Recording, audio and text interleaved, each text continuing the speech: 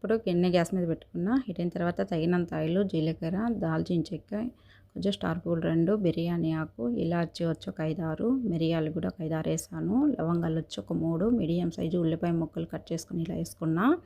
అల్లం వెల్లుల్లి పేస్టు, కొంచెం సాల్టు.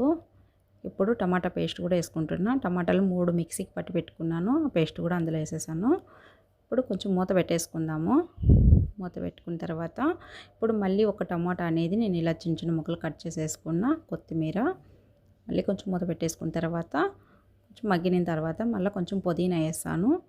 కొంచెం 1.5 టేబుల్ స్పూన్ల కారము, ధనియాల పొడి, ఇప్పుడు బటరు. పుదీనా అనేది మీ ఇష్టం అండి, ఇష్టం ఉంటే వేసుకోవచ్చు, లేదంటే లేదు. ముందుగా కడిగి పెట్టుకున్న బియ్యము, ఈ మళ్ళీ పచ్చిమిర్చి చేశాను. ఇవి పెద్ద స్పైసీ లేవు, బాగుంటాయి తినడానికి అనేసి. ఇప్పుడు కాంచి పెట్టుకున్న వేడి నీళ్ళు కూడా వేసాను. చన్నీళ్ళు మాత్రం వేయకండి ఎవరైనా కూడా పొరపాటు మీద. ఇప్పుడు కొంచెం సాల్ట్ నాకు సరిపడకపోతే సాల్ట్ కూడా వేసేసుకున్నా. ఇప్పుడు చూసారా రైతా, చికెన్ ఫ్రై. ఇదేనండి సండే స్పెషల్. మీరేం వండుకున్నారు ఏంటి? ఈరోజైతే నేనైతే ఇలా సింపుల్గా వండేసాను ఇంట్లో ఉన్నంతలోనే.